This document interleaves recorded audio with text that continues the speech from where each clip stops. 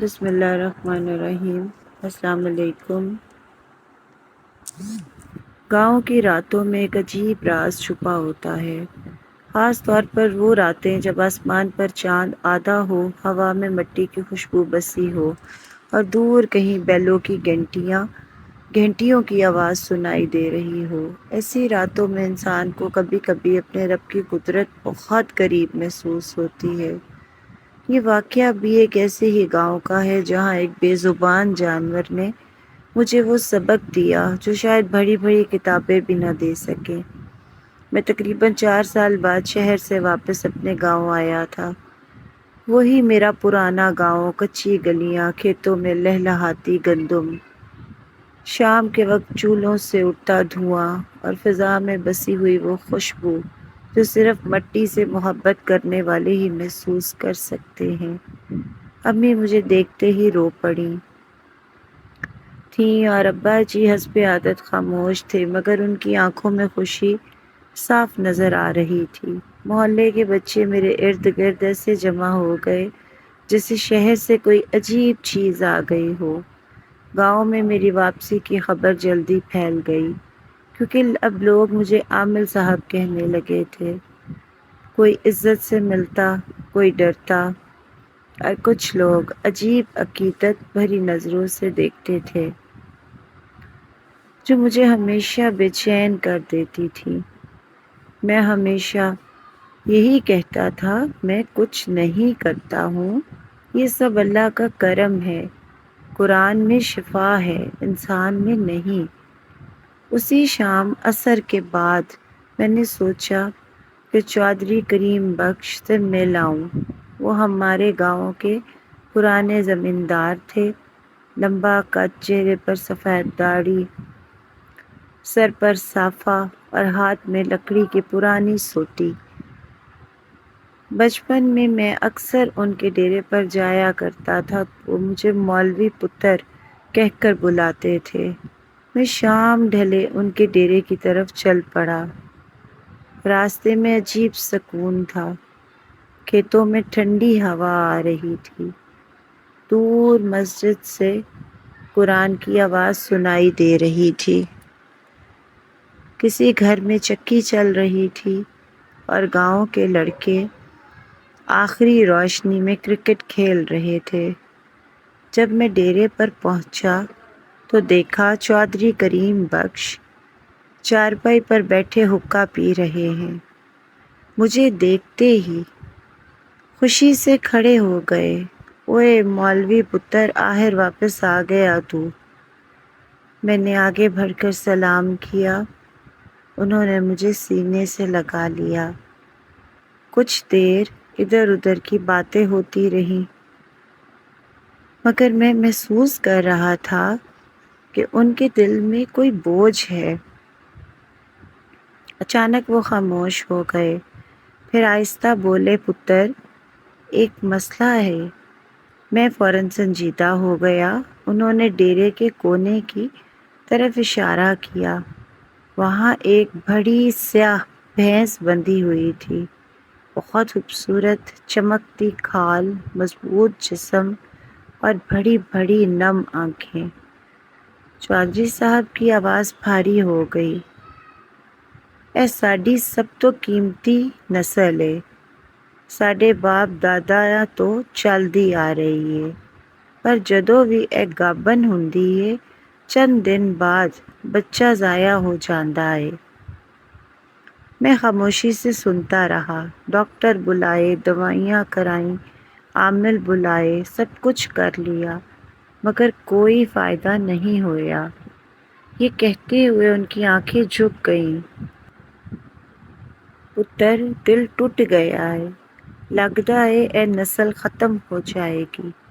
میں آہستہ سے اٹھا اور بھینس کے قریب گیا۔ وہ مجھے غور سے دیکھنے لگی، پھر حیرت انگیز خاموشی سے کھڑی رہی۔ میں نے اس کے جسم کا جائزہ لیا۔ بظاہر سب کچھ ٹھیک لگ رہا تھا۔ میں نے وضو کیا، مغرب کی نماز ادا کی، پھر کچھ قرآنی آیات پڑھ کر دم کیا۔ جیسے ہی میں نے آنکھیں بند کیں، کر کے توجہ کی، میرے دل میں عجیب بے چینی پیدا ہوئی۔ ایسا لگا جیسے ماحول اچانک بھاری ہو گیا ہو۔ میں نے مزید تلاوت شروع کی۔ کچھ لمحوں بعد دل میں ایک خیال ابھرا، مسئلہ صرف جسمانی نہیں۔ میں چونک گیا۔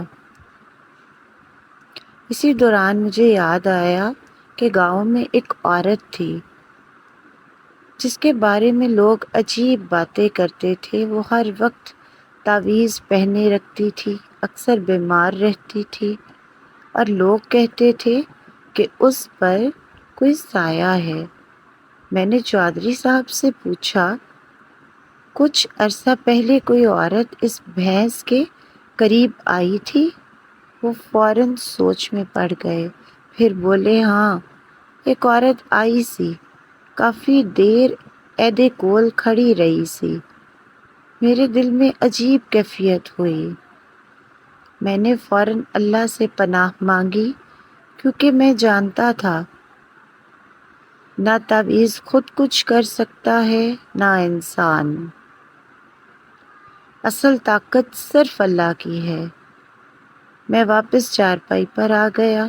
چودھری صاحب بے چینی سے میرا چہرہ دیکھ رہے تھے۔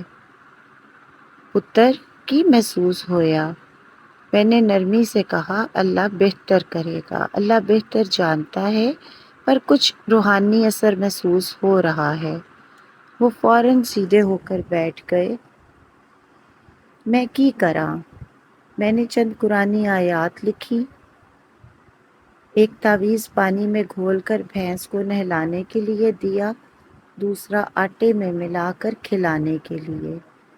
پھر میں نے ان کی آنکھوں میں دیکھ کر کہا، ہر کام اللہ کے نام سے کرنا، شفا صرف اللہ دیتا ہے۔ وہ بار بار سر ہلاتے رہے۔ اگلے کئی دن میں فجر کے بعد ان کے ڈیرے جاتا تھا۔ سرد صبح تھی، کوہر پھیلا ہوتا، اذان کی آواز ابھی فضا میں گونج رہی ہوتی۔ میں بھینس کے سر پر ہاتھ رکھ کر سورہ فاتحہ، آیت الکرسی اور دیگر آیات پڑھتا، اور حیرت کی بات یہ تھی کہ وہ ہمیشہ خاموشی سے میری طرف دیکھتی رہتی۔ اس کی آنکھوں میں عجیب نمی ہوتی تھی، جیسے وہ اپنی بے بسی بیان کرنا چاہتی ہو۔ ایک دن دم کرتے کرتے میری اپنی آنکھیں بھر آئیں۔ میں نے دل میں کہا، یا اللہ، تیری مخلوق کتنی بے بس ہے، یہ بول بھی نہیں سکتی اپنا درد۔ چند دن بعد میں واپس شہر آ گیا۔ وقت گزرتا رہا، زندگی پھر اپنی رفتار سے چلنے لگی۔ لوگ آتے رہے، دم درود ہوتا رہا، کبھی کسی کو سکون ملتا، کبھی کوئی ویسے ہی واپس چلا جاتا، مگر نہ جانے کیوں وہ بھینس اکثر یاد آتی۔ پھر تقریباً 2 سال بعد دوبارہ گاؤں جانا ہوا۔ اس بار جب میں گھر پہنچا تو شام ہو چکی تھی۔ میں ابا جی کے پاس بیٹھا ہوا تھا کہ اچانک میری نظر ایک خوبصورت چھوٹی سی کٹیا پر پڑی۔ وہ صحن میں اچھل کود کر رہی تھی۔ میں حیران ہوا۔ ابا جی مسکرائے، پتر پہچانیا اینو؟ میں نے نفی میں سر ہلایا۔ وہ بولے، اے اوہی بھینس دی بچی ہے۔ میرے دل میں خوشی کی لہر دوڑ گئی۔ سچ؟ ابا جی ہنس دیے، ہاں، چودھری کریم بخش خود دیکھ کے گئے نے۔ کہندے سن، اے تیرے پتر دی دتی ہوئی نعمت ہے۔ یہ سنتے ہی میری خوشی ایک دم ختم ہو گئی۔ میرے دل میں عجیب خوف پیدا ہو گیا۔ میں سمجھ گیا، لوگ اصل بات بھول گئے ہیں۔ وہ یہ سمجھنے لگے ہیں کہ شاید شفا میرے ہاتھ میں تھی، حالانکہ میں تو صرف ایک وسیلہ تھا۔ اگر اللہ نہ چاہتا تو میں ساری زندگی دم کرتا رہتا، کچھ نہ ہوتا۔ اسی وقت میں اٹھ کھڑا ہوا۔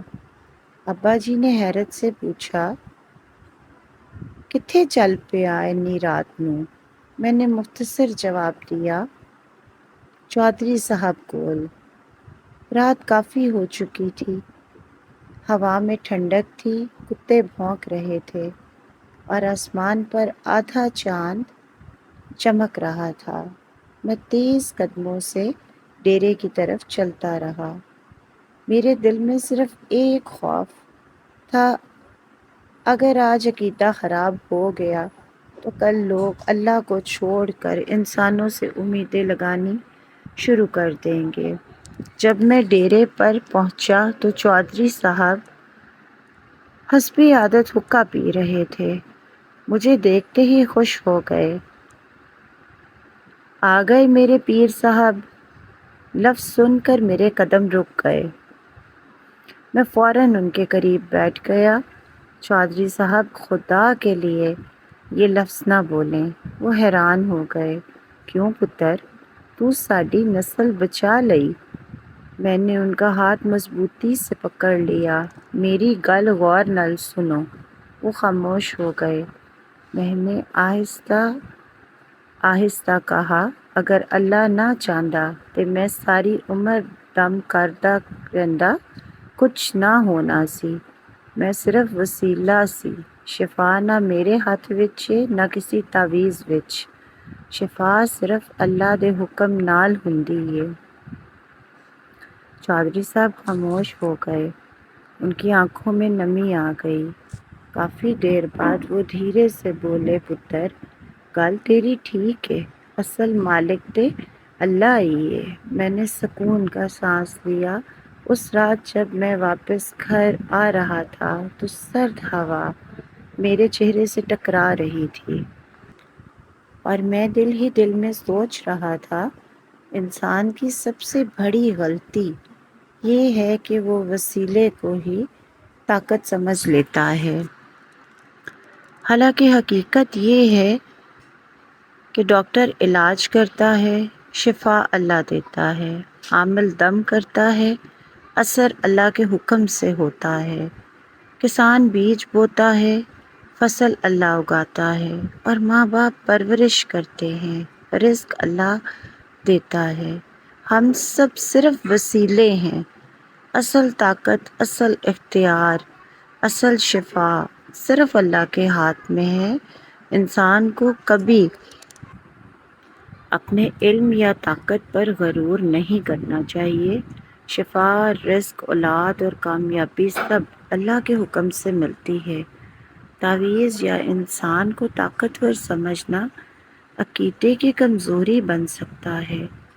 بے زبان جانور بھی احساس رکھتے ہیں، ان پر رحم کرنا عبادت ہے۔ اللہ جب چاہے ناممکن کو ممکن بنا دیتا ہے۔ اگر آپ کو یہ کہانی اچھی لگی ہو تو اپنی رائے کا اظہار کمنٹ میں ضرور کیجیے گا۔ اللہ پاک ہم سب کا حامی و ناصر ہو۔ آمین ثم آمین۔ جزاک اللہ۔